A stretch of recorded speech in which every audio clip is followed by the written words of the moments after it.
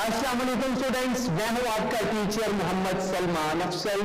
Students, आज के lecture में हम करेंगे 10th क्लास की फिजिक्स के chapter number 18 atomic and nuclear physics का अनदर टॉपिक जो कि है nature and properties of radiation. आज के लेक्चर में आपको डिटेल से समझाया जाएगा जो हमने प्रीवियस लेक्चर के अंदर पढ़ा था, nuclear transmutation, alpha decay, beta decay, gamma decay. जो बच्चे इस चैनल पर न्यू हैं, अगर वो लेक्चर देखना चाहते हैं, अगर आपने वो लेक्चर नहीं देखा तो यहां मौजूद लिंक पर क्लिक करके पहले न्यूक्लियर ट्रांसम्यूटेशन जरूर देखिए। अल्फा डिके कैसे होता है जिसके नतीजे में अल्फा पार्टिकल्स पैदा होते हैं, बीटा डिके जिसके नतीजे में बीटा पार्टिकल्स, और गामा डिके जिसके नतीजे में गामा रेडिएशंस पैदा होती हैं, तो पहले जान लीजिए। आज के लेक्चर में हम जानेंगे ये जो पार्टिकल्स रेडिएशंस पैदा हुई हैं इनकी नेचर क्या है और इनकी प्रॉपर्टीज क्या है। बड़ी डिटेल के साथ आज का लेक्चर होने जा रहा है। ये बोर्ड में लॉन्ग क्वेश्चन भी आता है और हमारे नेक्स्ट लेक्चर्स के अंदर इंशाल्लाह हम इन्हीं particles alpha, beta and gamma जो पार्टिकल्स इनकी बात हो रही है, इनकी प्रॉपर्टीज, आयनाइजिंग एबिलिटी देखेंगे और पेनिट्रेटिंग एबिलिटी देखेंगे। हमारे नेक्स्ट लेक्चर्स होंगे। तो शुरू करते हैं बच्चों। इससे पहले के लेक्चर शुरू करिए, आप हमारे चैनल पर न्यू हैं तो जल्दी से कर लीजिए इस चैनल को सब्सक्राइब और साथ लगी बेल की घंटी को जरूर प्रेस करें ताकि हमारी रोज आने वाली लेटेस्ट वीडियोस के नोटिफिकेशन आपको मिल सके। तो बच्चों, आइए बात करते हैं सबसे पहले अल्फा रेडिएशंस की। अल्फा पार्टिकल्स भी नहीं कहते हैं। ये 1899 में रदरफोर्ड ने डिस्कवर किए। जी हाँ, ये रेडिएशंस क्या है, कैसे खारिज होती हैं, इनके ऊपर चार्ज क्या है, ये पार्टिकल्स क्यों है, सब कुछ बताऊंगा डिटेल के साथ। लॉन्ग क्वेश्चन आएगा तो इतनी सारी डिटेल आपकी बुक्स के अंदर मेंशन नहीं है। इंशाल्लाह ये सारी डिटेल आप जान सकते हैं, एक्स्ट्रा नॉलेज ले सकते हैं और पेपर पॉइंट ऑफ व्यू से भी इंपॉर्टेंट है, कॉन्सेप्ट पॉइंट ऑफ व्यू से भी इंपॉर्टेंट चीजें हैं। प्यारे बच्चों, हमने अल्फा डिके पढ़ा था कि जब कोई एटॉमिक न्यूक्लियाई, कोई एटम का न्यूक्लियाई टूटता है और उसके नतीजे में क्या हो, एक बड़ा न्यूक्लियाई टूटे, बड़ा न्यूक्लियाई टूटे जिसके पास क्या है, एटॉमिक नंबर और एटॉमिक मास ज्यादा है, सो अल्फा डिके होता है। जी, अल्फा पार्टिकल्स खारिज होते हैं। पहले जान लीजिए अल्फा पार्टिकल्स है क्या। Alpha particle is the helium nucleus. जी हाँ, ये हीलियम का न्यूक्लियस है। जितने प्रोटॉन्स और न्यूट्रॉन हीलियम के न्यूक्लियस में है, सब लोग जानते हैं हीलियम का एटॉमिक नंबर 2 है, एटॉमिक मास 4 है, यानी इसके पास 2 प्रोटॉन और 2 न्यूट्रॉन है। Proton plus neutron atomic mass 4 atomic mass और 2 एटॉमिक नंबर। जी हाँ, मास नंबर, एटॉमिक नंबर 2 और 4। अगर कोई पार्टिकल इतना एटॉमिक नंबर और इतना एटॉमिक मास रखेगा तो हम कहेंगे कि ये हीलियम के न्यूक्लियस जैसा है। So alpha particle is a helium nucleus comprising, बना हुआ है, किससे मिलकर बना है, 2 प्रोटॉन और 2 न्यूट्रॉन पर मुश्तमिल है। 2 प्रोटॉन्स और 2 न्यूट्रॉन्स पर मुश्तमिल जो पार्टिकल है, जो कि ऐसे ही है जैसे हीलियम का न्यूक्लियस है जिसमें 2 प्रोटॉन्स और 2 न्यूट्रॉन्स होते हैं, ऐसे पार्टिकल का नाम है, क्या नाम है, अल्फा पार्टिकल या अल्फा रेडिएशन जिन्हें कहा जाता है। अल्फा रेडिएशन भी कहेंगे आप। इसके ऊपर चार्ज कितना है, जी हाँ, इसके ऊपर चार्ज इलेक्ट्रॉन से डबल है। इलेक्ट्रॉन से डबल है, जी हाँ, 2 times the charge of electron.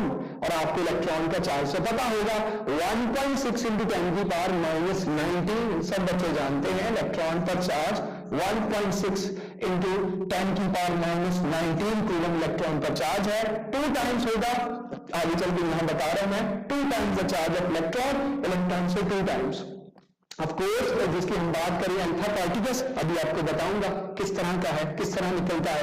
Emission of alpha particle, alpha particle खारिज कैसे होता है, ये हमने डिटेल के साथ अल्फा डिके में पढ़ा था।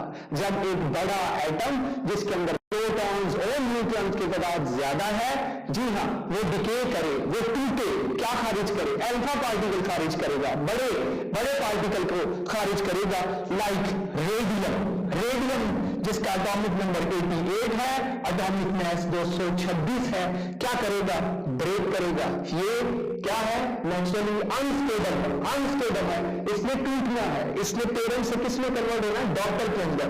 टूट कर ये डॉटर बना, रेडॉन बना, ठीक है जी, रेडियम से रेडॉन बना जिसका एटॉमिक नंबर 86, 2 नंबर की कमी हो गई, ये हम डिटेल्स के अंदर पढ़ चुके हैं। और 4 एटॉमिक मास की कमी हो गई। एटॉमिक मास 4 कम होने का मतलब है 2 प्रोटॉन और 2 न्यूट्रॉन निकल गए, और एटॉमिक नंबर 2 कम होने का मतलब है 2 प्रोटॉन निकल गए। तो इसका मतलब बिल्कुल ऐसे ही है जैसे इसमें से 4 एटॉमिक मास ले गया, 2 एटॉमिक नंबर ले गया। तो ये तो आप जानते किसके पास होता है, 2 प्रोटॉन्स और 2 न्यूट्रॉन्स, 2 + 2 4 एटॉमिक मास, ये तो हीलियम के पास है। जी हाँ, इन ये पार्टिकल्स को क्या कहा जाता है, अल्फा पार्टिकल। जी हाँ, यही है अल्फा पार्टिकल, यही है अल्फा रेडिएशंस जो खारिज होगी नेचुरली अनस्टेबल बड़े एटम्स में से, जिनके पास एटॉमिक नंबर ज्यादा, एटॉमिक मास ज्यादा, प्रोटॉन्स की तादाद ज्यादा। तो इस नतीजे में क्या होगा, इनमें से अल्फा पार्टिकल खारिज होगा, और ऑफ कोर्स साथ में मैसिव अमाउंट ऑफ एनर्जी खारिज होगी। अब an unstable nucleus with large protons and neutrons, protons plus neutrons मिलते हैं तो atomic mass बनता है। so large protons और neutrons जिसके पास हो, इसमें से क्या होगा, may decay, टूटेगा, जो अनस्टेबल है टूटेगा, क्या करेगा, बाय एमिटिंग अल्फा रेडिएशंस। और अल्फा रेडिएशंस इस तरह की होंगी जब अल्फा पार्टिकल खारिज होते हैं। और कहां से खारिज होते हैं, ऑफ कोर्स किसी एटम के न्यूक्लियस में से। ये न्यूक्लियस में से निकला है तो साथ क्या लेकर निकलेगा, 2 प्रोटॉन। जी हाँ, 2 प्रोटॉन्स लेकर निकला है, जिसे मैं ब्लू कलर से शो कर रहा हूं, 2 प्रोटॉन्स। और न्यूक्लियस ये के अंदर होते हैं, प्रोटॉन पर आपको पता पॉजिटिव चार्ज होता है, और 2 क्या निकला लेके, 2 क्या लेके निकला है, 2 लेके निकला है न्यूट्रॉन्स। न्यूट्रॉन्स भी आपको पता न्यूक्लियस के अंदर होते हैं, इनके ऊपर कोई चार्ज नहीं है, सो नो चार्ज वाले पार्टिकल भी लेके निकला। तो ये इस तरह का कंबाइन एक क्या निकला जी, 2 प्रोटॉन्स और 2 न्यूट्रॉन्स पर मुश्तमिल एक पार्टिकल, एक रेडिएशन निकली जिसका नाम है अल्फा रेडिएशन, अल्फा पार्टिकल। तो न्यूट्रॉन पे तो कोई चार्ज नहीं है, इनमें से रेड कलर जो है न्यूट्रॉन को शो कर रहा हूं, कोई चार्ज नहीं है। पीछे किसके पास चार्ज है, प्रोटॉन के पास। तो इसका मतलब इस अल्फा पार्टिकल के पास 2 times the charge of electron है, क्योंकि प्रोटॉन पर चार्ज उतना ही होता है जितना इलेक्ट्रॉन पर हो। फर्क सिर्फ इतना होता है, इलेक्ट्रॉन पर पॉजिटिव चार्ज, इलेक्ट्रॉन पर नेगेटिव चार्ज, प्रोटॉन पर पॉजिटिव चार्ज। तो 2 प्रोटॉन्स हैं, 2 प्रोटॉन्स। जी हाँ, अल्फा 2 प्रोटॉन्स पर मुश्तमिल है, 2 न्यूट्रॉन्स पर मुश्तमिल है। इसका मतलब इस पर चार्ज इलेक्ट्रॉन से डबल होगा, क्योंकि प्रोटॉन और इलेक्ट्रॉन का चार्ज सेम होता है, मैसेज डिफरेंट होते हैं, चार्ज सेम होता है 1.6 × 10⁻⁻19। इलेक्ट्रॉन बाहर घूमते हैं, न्यूट्रॉन और प्रोटॉन न्यूक्लियस के अंदर होते हैं, लेकिन चार्ज प्रोटॉन का न्यूक्लियस के अंदर, इलेक्ट्रॉन का न्यूक्लियस के बाहर सेम होता है 1.6 × 10⁻⁻19। इलेक्ट्रॉन का माइनस के अंदर, इसके साथ माइनस साइन इलेक्ट्रॉन के लिए, लेकिन जब यही आप प्रोटॉन को लिखोगे तो इसके साथ प्लस का साइन आएगा। तो 2 टाइम्स का मतलब है 2 टाइम्स 1.6 × 10⁻⁻19 कूलम चार्ज है हीलियम के पास, और किसके पास, अल्फा पार्टिकल्स के पास। ठीक हो गया। इसके बाद वो बात जो हम पहले ही कर चुके हैं जी, अल्फा पर चार्ज कितना है, 2 times the charge of electrons. तो ये चीज आप समझ लीजिए, अल्फा पार्टिकल बड़े हैं, बड़े साइज में हैं, इनके पास 2 प्रोटॉन्स, 2 न्यूट्रॉन्स हैं, ये न्यूक्लियस में से निकलते हैं। बात सुनी, न्यूक्लियस ब्रेक होता है, न्यूक्लियस टूटता है, पेरेंट अनस्टेबल है, पेरेंट एटम टूटता है, डॉटर बन जाता है, पेरेंट टूटकर डॉटर बन गया, और साथ में जिसको खारिज कर दिया, साथ में एक पार्टिकल, एक रेडिएशन खारिज कर दी जिसका नाम अल्फा रेडिएशन, अल्फा पार्टिकल है। इज इट क्लियर बच्चों? फिर भी कोई सवाल आपके ज़हन में तो आप पूछ सकते हैं। जितने बड़े आइटम्स होंगे जो नेचुरली अनस्टेबल हैं, जी हाँ, यहाँ पे जिन्हें नेचुरली अनस्टेबल किया जा सकता है, तंग करके, डिस्टर्ब करके, न्यूट्रॉन टकरा के, उनमें से अल्फा पार्टिकल खारिज होंगे। अब बात करते हैं बीटा रेडिएशंस की। आपको नजर भी आएंगे अल्फा पार्टिकल्स, पहले भी दिखा रहा स्क्रीन पर, अल्फा डिके किस तरह का हो रहा है, अल्फा पार्टिकल कैसे खारिज हो रहे हैं, न्यूक्लियस में से निकलते हैं। अब बीटा रेडिएशंस, जी हाँ, बीटा क्या है? Beta radiation is a stream of high energy electrons. ये हाई एनर्जी इलेक्ट्रॉन्स हैं, लेकिन ये कैसे इलेक्ट्रॉन्स हैं? ये इलेक्ट्रॉन्स एटम के न्यूक्लियस में से निकलते हैं। जी प्यारे बच्चों, आप सोच रहे होंगे सर जी न्यूक्लियस में तो प्रोटॉन और न्यूट्रॉन होते हैं, ये कौन से इलेक्ट्रॉन है जो न्यूक्लियस में से निकल रहे हैं? इलेक्ट्रॉन तो न्यूक्लियस के बाहर घूमते हैं सर जी, ये न्यूक्लियस में नहीं पाए जा सकते। तो ये क्या सीन है?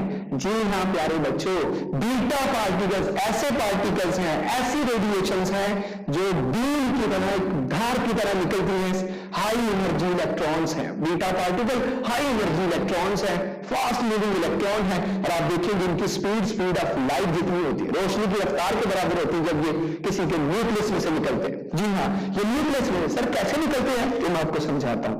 कैसे ये न्यूक्लियस में कैसे नेगेटिव चार्ज आ जाता है, कैसे ये बीटा पार्टिकल न्यूक्लियस में आ जाते हैं, वो बताता हूं। देखिए याद रखिएगा, बीटा पार्टिकल्स यानी बीटा डिके होगा तो बीटा पार्टिकल्स निकलेंगे। ऐसे एटम्स में वक़ूफ़ पज़ीर होता है, ऐसे एटम्स में जिनके अंदर क्या हो, एक्सेस हो न्यूट्रॉन्स की न्यूट्रॉन्स की एक्सेस होगी। एन अनस्टेबल न्यूक्लियस की जमा है विद एक्सेस ऑफ न्यूट्रॉन्स में इजेक्ट बीटा रेडिएशंस। याद रखिएगा, जिस एटम के अंदर न्यूट्रॉन्स की तादाद ज्यादा होगी, सर बताइए इसमें न्यूट्रॉन की तादाद कितनी है। देखिए प्यारे बच्चों, ये 6 जो है एटॉमिक नंबर है, ये किसको शो करता है, नंबर ऑफ प्रोटॉन्स को। सब बच्चों को पता, मैं इस चैप्टर के पहले लेक्चर में बता चुका हूं, number of protons positive charge nucleus के अंदर। और ये 14 किसको जाहिर कर रहा है, ये है number of protons plus number of neutrons plus number of neutrons, ये सबको पता है। तो प्यारे बच्चों, 6 तो इसमें प्रोटॉन होंगे, ये 14 कैसे बना होगा, 6 इसमें 8 इसमें क्या होंगे, न्यूट्रॉन। 6 + 8 14। जी हाँ, इसका मतलब 8 इसमें न्यूट्रॉन है, तो है न्यूट्रॉन ज्यादा। इसका जब डिके होगा, जब ये टूटेगा, जब ये ब्रेक होगा, पेरेंट से डॉटर बनेगा, तो याद रखिए इसमें से बीटा पार्टिकल, बीटा रेडिएशन निकलेगी, फास्ट स्ट्रीम, बहुत तेज stream of high energy electrons इसके न्यूक्लियस में से, बाहर से नहीं। इलेक्ट्रॉन्स की तो बात ही नहीं, प्रोटॉन न्यूट्रॉन की बात है। तो यहां अगर किसी एटम के अंदर न्यूट्रॉन्स की तादाद ज्यादा हुई तो उसके टूटने पर, उसके ब्रेक होने पर, उसके डिके होने पर डॉटर एटम बनेगा और साथ में बीटा पार्टिकल खारिज होगा। मिसाल के तौर पर कार्बन का ये आइसोटोप 614 जब टूटता है तो नाइट्रोजन बन जाता है, 6 में 1 का इजाफा हो गया। एटॉमिक मास नाइट्रोजन का भी यही है, 14 कार्बन का भी है, नाइट्रोजन का भी है, लेकिन एटॉमिक नंबर उसका 7 है। अच्छा, आपको पता है, आप पीरियोडिक टेबल में देख सकते हैं, नाइट्रोजन का एटॉमिक नंबर 7, एटॉमिक मास 14। तो देखिए 6 से 7 कैसे हुआ, प्रोटॉन, एक प्रोटॉन में इजाफा हो गया, प्रोटॉन में इजाफा, न्यूक्लियस में पॉजिटिव चार्ज एक बढ़ गया। न्यूक्लियस में पॉजिटिव चार्ज कहां से आया, न्यूक्लियस में पॉजिटिव चार्ज इसी कंडीशन पर आ सकता है जब इसमें से नेगेटिव चार्ज निकले। जी हाँ, एक नेगेटिव चार्ज निकले तो पॉजिटिव चार्ज की अक्सरियत हो जाती, यही हमने पढ़ा है, आयनाइजेशन में पढ़ा होगा। प्यारे बच्चों, इलेक्ट्रॉन निकल गया तो पीछे पॉजिटिव चार्ज, प्रो इलेक्ट्रॉन आ गया तो इलेक्ट्रॉन्स की एक्सेस, नेगेटिव चार्ज। तो प्यारे बच्चों, इसमें एक प्रोटॉन का इजाफा होना न्यूक्लियस के अंदर ये साबित करता है कि जरूर न्यूक्लियस में ब्रेकेज हुआ है, ब्रोकन हुआ है न्यूक्लियस। और कौन जी, यहां से टूटे हैं, न्यूट्रॉन टूटा है। याद रखिए, न्यूट्रॉन टूटा है, न्यूट्रॉन ने तोड़कर क्या निकाला है, इसमें से एक इलेक्ट्रॉन जिसे बीटा पार्टिकल कहते हैं। न्यूट्रॉन का टूटकर न्यूक्लियस में से न्यूट्रॉन टूटता है तो साथ में beta particle, negative charge particle और एक पॉजिटिव चार्ज इसको मिल गया तो 7 आ गया, और नेगेटिव चार्ज निकल गया स्पीड ऑफ लाइट से। न्यूट्रॉन के टूटने से एक नेगेटिवली चार्ज इलेक्ट्रॉन पैदा हुआ, न्यूक्लियस से जब निकलेगा तो इसका नाम बीटा होगा। जब ये न्यूक्लियस से निकल रहा है तो इसका नाम बीटा रेडिएशन है। इस पे चार्ज इलेक्ट्रॉन जितना है, इसकी स्पीड मैसिव है, स्पीड ऑफ लाइट जितनी इसकी स्पीड है। और देखिए नेगेटिव चार्ज और यहाँ पर एक चार्ज का इजाफा, 6 जमा 1, जी हाँ, ये 7 हो गया और एक की कमी होगी, कंजर्व रहा। जी हाँ, ये न्यूट्रॉन ने सारा कारनामा किया, न्यूट्रॉन ने किया। सो 2 तरह के बीटा डिके हैं प्यारे बच्चों, 2 तरह के। एक है पॉजिटिव बीटा डिके, जब पेरेंट एटम टूटे डॉटर बने, लेकिन इसमें एटॉमिक नंबर में की कमी हो जाए। एटॉमिक नंबर में कमी होने का मतलब है प्रोटॉन की तादाद कम हो गई, पॉजिटिव चार्ज कम हो गया, तो इसका मतलब पॉजिटिव चार्ज, प्रोटॉन की कमी होने का मतलब है पॉजिटिव चार्ज कम हो गया। पॉजिटिव चार्ज कब कम होता है, जब पॉजिटिव चार्ज निकल जाए, इसका मतलब पॉजिटिव चार्ज निकल गया, पॉजिटिवली चार्ज पार्टिकल खारिज होगा जिसके ऊपर चार्ज पॉजिटिव होगा। पॉजिटिव चार्ज पार्टिकल का नाम है, क्या नाम है जी, पॉजिटिव बीटा, सही है, पॉजिटिवली चार्ज बीटा पार्टिकल। और साथ में क्या निकलेगा? इस कंजर्वेशन को, इसको कंजर्व करने के लिए, न्यूक्लियस की एनर्जी को कंजर्व करने के लिए साथ में न्यूट्रिनो पार्टिकल साथ में खारिज होगा, जिसका कोई एटॉमिक नंबर में, कोई एटॉमिक मास में, सिर्फ एनर्जी है। दूसरी तरफ नेगेटिव बीटा डीके कब है? जब पेरेंट एटम टूटे और आप देखें कि इसके प्रोटॉन्स की तादाद में एक का इजाफा हो गया, जैसे यहां हुआ था, तो इसका मतलब इसमें नेगेटिव बीटा पार्टिकल खारिज हुआ है, जिसके साथ मैंने लिख दिया कि नेगेटिव बीटा पार्टिकल इलेक्ट्रॉन होता है। E-10 चार्ज -1 माइनस कोई नहीं, साथ में क्या खारिज होगा? याद रखिए नेगेटिव बीटा डीके में एंटी न्यूट्रिनो खारिज होगा, एंटी न्यूट्रिनो खारिज होगा। तो ये आपके पास न्यूट्रिनो और ये क्या है साथ में एंटी न्यूट्रिनो, ये भी आपके पास एक पार्टिकल प्योर एनर्जी खारिज होगी। ये साथ में आपके पास नेगेटिव चार्ज बीटा पार्टिकल जैसे यहां पर हुआ, और ये साथ में आपने देखा एटॉमिक नंबर में का इजाफा हो गया, जैसे 6 से 7 हो गया था, ये था बीटा डीके। उम्मीद करता हूं आपको कॉन्सेप्ट क्लियर होगा। न्यूक्लियस के अंदर मौजूद न्यूट्रॉन के टूटने से क्या होगा? जो नेगेटिव चार्ज पार्टिकल पैदा होगा या पॉजिटिव चार्ज पार्टिकल पैदा होगा, पॉजिटिव होगा तो पॉजिटिव बीटा, नेगेटिव होगा तो नेगेटिव बीटा। दो तरह के बीटा डीकेस। गैमा रेडिएशंस, जी हाँ, गैमा रेडिएशंस, गैमा पार्टिकल्स, ये क्या है? हाई एनर्जी लाइट फोटॉन्स हैं। ये फोटॉन्स हैं, मैसिव अमाउंट ऑफ एनर्जी है। फोटॉन्स किसे कहते हैं? एनर्जी के पैकेट्स को। जैसे सन से, स्ट्रीट लाइट से, इस बल्ब से एनर्जी पैकेट्स की शक्ल में मुझ तक पहुंच रही है, ऐसे ही gamma radiation massive massive massive energy के पैकेट्स हैं। हाई एनर्जी लाइट फोटॉन्स, जी हाँ, लाइट फोटॉन्स हैं हाई एनर्जी के। They are electromagnetic radiations of very high frequency. इनकी फ्रीक्वेंसी बहुत ज्यादा है, नंबर ऑफ वेव्स इनकी बहुत ज्यादा है, टाइनी टाइनी टाइनी टाइनी छोटी वेव्स में ट्रेवल कर रहे हैं। इलेक्ट्रोमैग्नेटिक रेडिएशंस है, इलेक्ट्रोमैग्नेटिक रेडिएशंस है। आपने पढ़ा होगा 10th क्लास के चैप्टर नंबर 1 के अंदर इलेक्ट्रोमैग्नेटिक वेव्स के एग्जांपल्स में गैमा रेडिएशंस भी थी, एक्स रेज भी थी, जी हाँ। तो इनकी फ्रीक्वेंसी बहुत ज्यादा है, जिसकी फ्रीक्वेंसी बहुत ज्यादा है उनकी वेवलेंथ बहुत शॉर्ट होती है, और ये अनस्टेबल न्यूक्लियाई से निकलते हैं। अनस्टेबल जो एटम है उसके न्यूक्लियस में से निकलेंगे, लाइक यूरेनियम में से, जी हाँ, मैसिव हो या कोई भी अनस्टेबल हो। अनस्टेबल की क्या निशानी है? इसके ऊपर हिस्टेरिक लगा होगा। ये क्या है? नेचुरली अनस्टेबल है। ये अनस्टेबल है, क्या करेगा? ये किसको खारिज करेगा? Massive amount of energy carrying particle, जिसकी फ्रीक्वेंसी बहुत ज्यादा और वेवलेंथ बहुत शॉर्ट, जिसे हम क्या कहते हैं? Gamma particles. गैमा पार्टिकल्स सबसे ज्यादा एनर्जी के हैं, इससे भी इससे भी इससे भी सबसे ज्यादा एनर्जी के, सबसे ज्यादा डेंजरस इनमें से गैमा पार्टिकल्स, गैमा रेडिएशंस हैं, जो हाई एनर्जी लाइट फोटॉन्स हैं, जो क्या होते हैं? जो किसमें से खारिज होते हैं? नेचुरली अनस्टेबल, और कुछ को हम खुद भी करते हैं, जैसे आगे चल के आप पढ़ेंगे, जिसे आर्टिफिशियल हम रेडियोएक्टिविटी कहते हैं, जिसमें हम खुद स्टेबल एटम्स को अनस्टेबल बनाकर उनमें से अल्फा बीटा गैमा पार्टिकल्स निकालते हैं, जो कि आगे ट्रीटमेंट्स के अंदर, मेडिकल के अंदर, आगे एग्रीकल्चर के अंदर यूज किए जाते हैं, डायग्नोसिस के अंदर यूज किए जाते हैं। सारा कुछ हम आगे चल के पढ़ेंगे। सो गैमा पार्टिकल्स के ऊपर कोई चार्ज नहीं, कोई मास नहीं, ये बहुत तेजी से मूव करते हैं, एनर्जी है, और हाई एनर्जी लाइट फोटॉन्स हैं, और ये कहां से खारिज होंगे?